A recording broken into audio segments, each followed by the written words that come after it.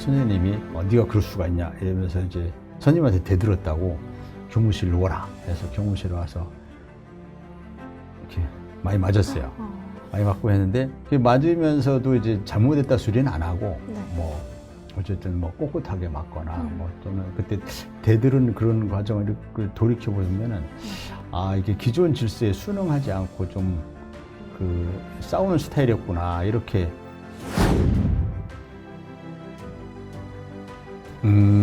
제 꿈은 경찰관이 전혀 아니었고 경찰대학을 가서도 경찰이 꿈이 아니었고 그렇구나. 이렇게 훌륭한 경찰관이 되겠다는 생각보다는 경찰조를 어떻게 민주화시킬 것이냐 이 관심 때문에 네. 경찰대학을 택하게 된 거죠.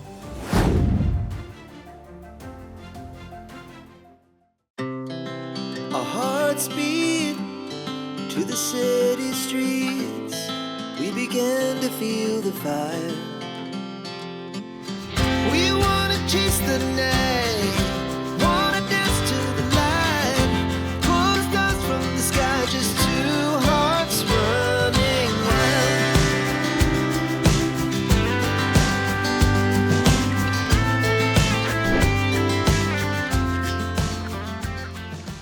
한 정치인의 인생 궤적을 돌아보는 폴리티션 스토리. 안녕하세요. 정치부 윤채영입니다.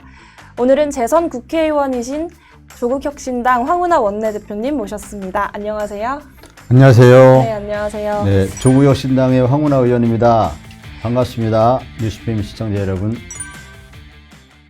요즘 워낙 전국 현안이 바쁜데 네. 또 대표님을 알아보는 시간도 좀 빼놓을 수 없을 것 같아서 오늘 이 자리 마련했습니다. 초청해 주셔서 고맙습니다. 네. 타임머신을 타고 과거로 한번 돌아가 볼까 합니다. 그 과거의 출생, 그 당시의 가족 구성부터 현재의 가족 관계까지 좀 궁금한데요.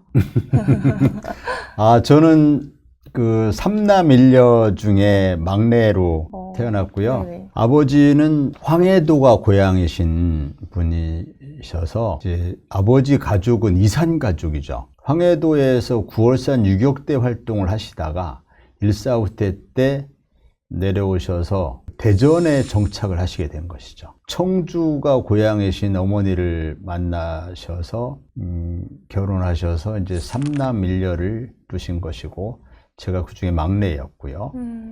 제 가족은 저는 좀 결혼을 늦게 했습니다. 몇 살 때 하셨어요? 1999년에 했거든요. 네네. 그러니까 제가 1962년생이니까 네. 37살 때 결혼한 것이죠. 37살 때 결혼을 했는데 또 아이를 좀 늦게 가져서 2004년도에 아이가 태어났죠. 그러니까 제가 42살 때 네. 첫 아이를 가진 딸인데 그 지금 21살이 돼서 대학교 2학년이 된 것이고 아내와 딸과 저하고 3명이 가족입니다. 딸 하나, 저도 딸 하나 가족입니다. 아, 그렇군요. 네. 네. 그러면은 따님과의 그 사이도 좀 각별할 것 같은데 어떠세요? 딸하고 사이는 엄청 좋아요. 그게 너무 다행인데 저는 그 딸하고 사이가 너무 좋아가지고 매일 만나지만 굉장히 딸을 보고 싶어하고 매일 저녁에 집에 들어갔을 때 딸이 없으면은 저 굉장히 막 그 딸을 막 찾아요. 어디 갔냐 하면서 막 찾고 딸도 농담도 잘하고 또 쓴소리도 잘하고 예를 들자면 아빠는 이제 그렇게 생각하면 또는 그렇게 말하면 그게 바로 꼰대인 거야 이렇게 그래서 딸한테 지적도 많이 받는데 딸과 사이는 무척 좋습니다.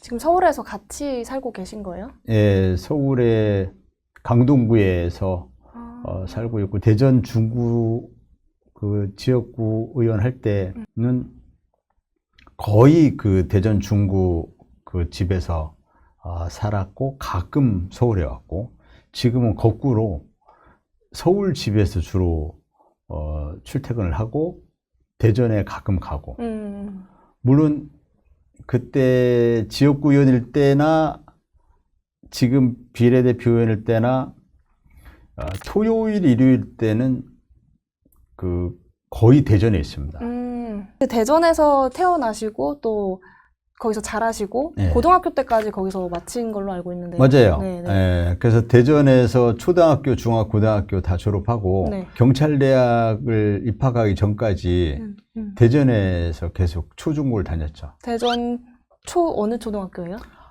대전 중구의 산성동에 있는 산성초등학교, 문화동에 있는 동산중학교, 그 다음에 용두동에 있는 서대전고등학교, 이렇게 졸업했죠.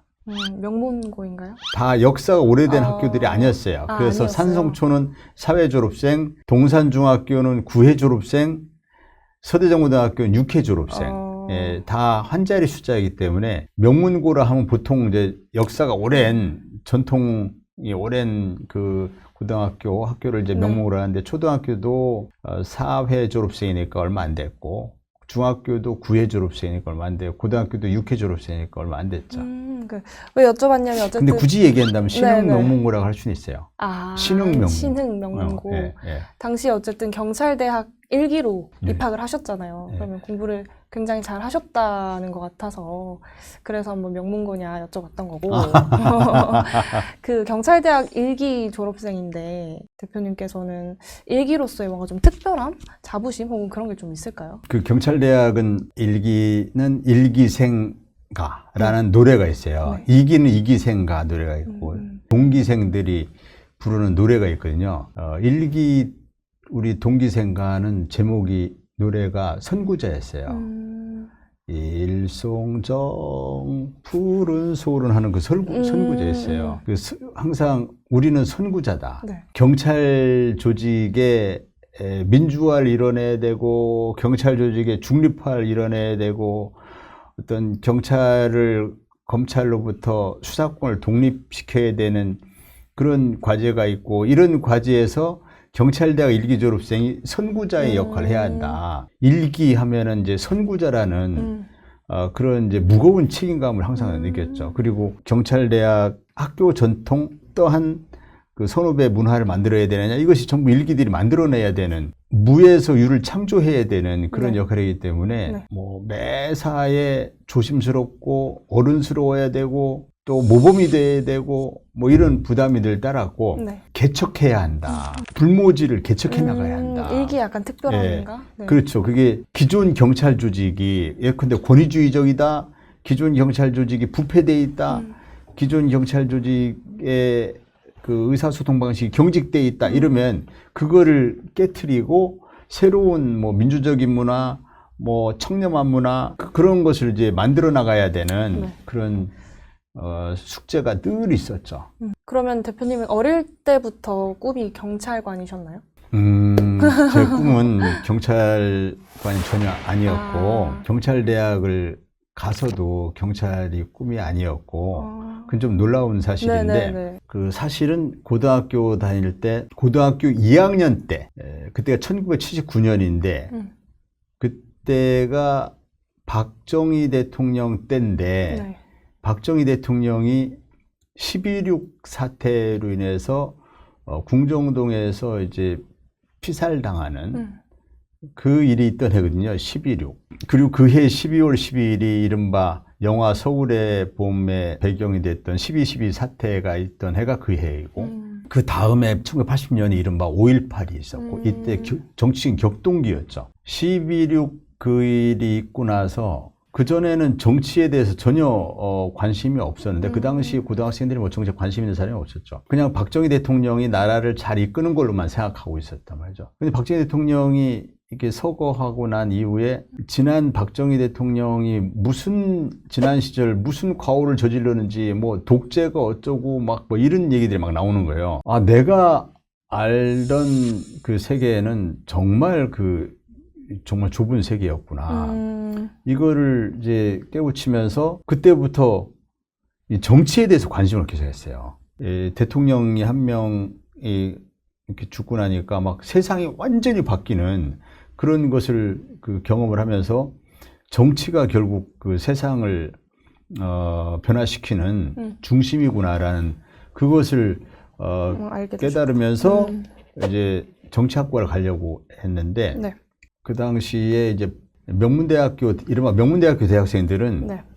대학에 가서 입주 과외를 많이 했어요. 그래서 거기에서 과외 선생으로서 이제 수입을 가지고 학비도 그걸로 하고 뭐 그 용돈도 하고 뭐 등록금도 하고 이렇게 한 경우가 많았었어요. 네. 저도 대학에 갈 때 집에서 서울에 대학을 보낼 만한 경제적인 여건이 안 됐었어요. 집에 조금 더 부담을 주고 싶지 않더라고요. 그래서 이제 과외를 해서 내 스스로 해결했다 생각했는데, 그런데 그해 고등학교 3학년 때 과외가 금지되는 어떤 조치가 있었어요. 대학에 가서 과외 선생할 길이 막혀버린 거예요. 내가 스스로 벌어가지고 학비 조달하고 뭐 이렇게 할 길이 막힌 거죠. 그때 고민이 된 거죠. 그러면 내가 어떻게 대학을 어떻게 가지?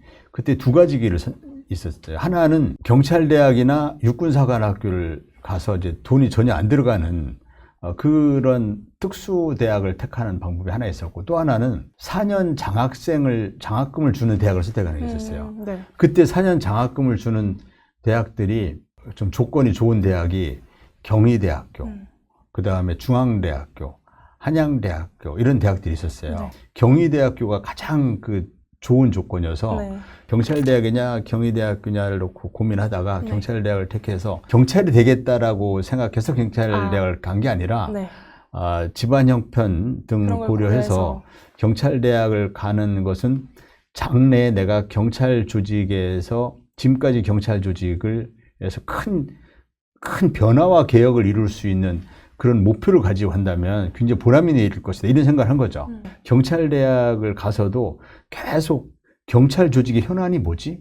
경찰 조직을 어떻게 바꿔야 되지? 이 생각을 한 것이지, 내가 수사를 어떻게 잘할 거야, 형사가 되고 싶어, 뭐 범인을 잘 잡을 거야, 이런 생각은 머릿속에 없었죠. 그렇구나. 이렇게 훌륭한 경찰관이 되겠다는 생각보다는 경찰 조직을 어떻게 민주화시킬 까, 그 당시에 제일 큰 시대적 과제가 민주화였거든요. 네. 경찰 조직을 어떻게 민주화시킬 것이냐, 아, 이 관심 때문에 네. 경찰대학을 택하게 된 거죠. 그러면 그런 개혁 정신이 어릴 때부터 좀 있었던 거예요? 뭐 반장이라든지 이런 것도 좀 도맡아 하셨던 건지 좀 궁금해요. 그러니까 제가 좀 경찰에 있을 때 별명이 경찰 내 좌파의 수계, 쑥에. 네, 이런 별명이었고, 밤의 경찰청장 이런 별명이 있었어요. 그리고 트러블 메이커. 이제 공통된 것은 기존 질서에 순응하기보다는 저항하고 싸우는 그런 트러블 메이커이기도 하고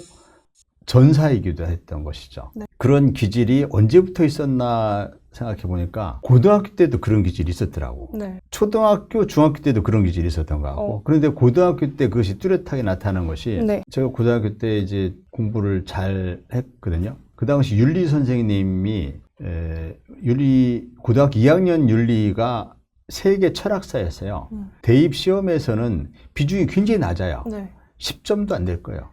비중이 낮은 과목인데 선생님이 그 과목에 대한 자부심이 높으신 분이어서 문제를 굉장히 어렵게 내는 거예요, 시험 문제를.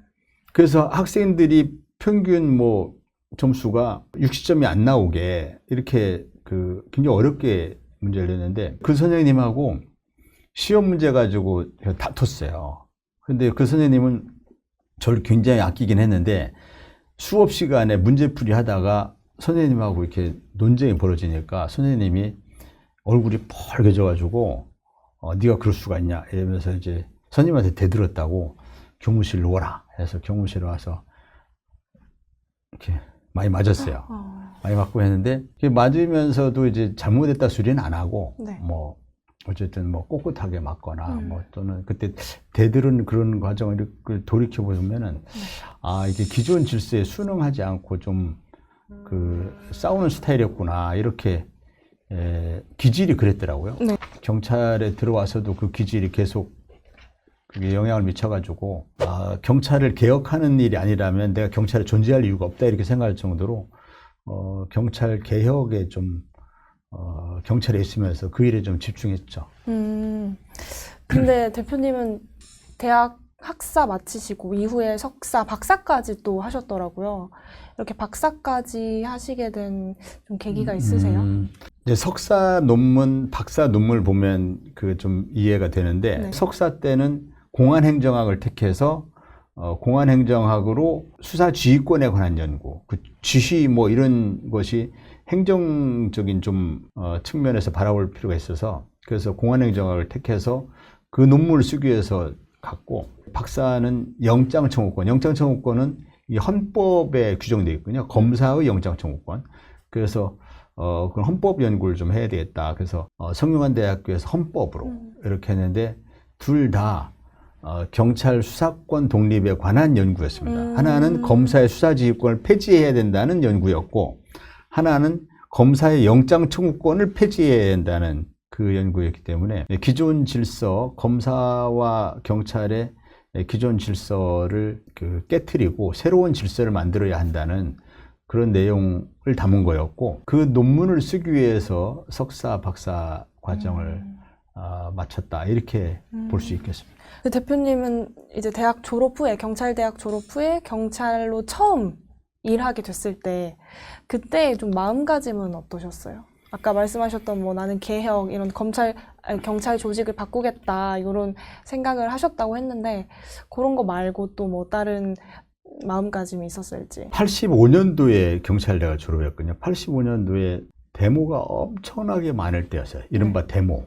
80년 초반에는 많은 대학생들이 이 시국 상황에 대한 이 큰 좌절과 분노 때문에 분신 자살도 많이 했었어요. 아주 슬픈 그런 시대였는데 늘 그 책임의식이 있었어요. 이 같은 시대를 살아가는 내 친구들은 대학에서 뭐 분신 자살도 하고 뭐 구속도 되고 수배로 쫓기기도 하고 이러는데, 나는 경찰대학에서 너무 편하게 이렇게 생활하는 거에 대해서 시대 고민을 함께하지 못하고 시대 아픔을 함께하지 못하는 거에 대한 굉장한 부채의식을 가지고 있었어요. 그래서 경찰대학을 졸업하고 처음에 노량진 경찰서 배속 때는 어떤 전투경찰대 근무를 해야 되는데, 왜냐하면 경찰대학 졸업생들은 군복무를 기동대 가서 소대장 하는 걸로 군복무를 대체하기 때문에 시위 진압부대인 기동대에 가게 돼 있었거든요.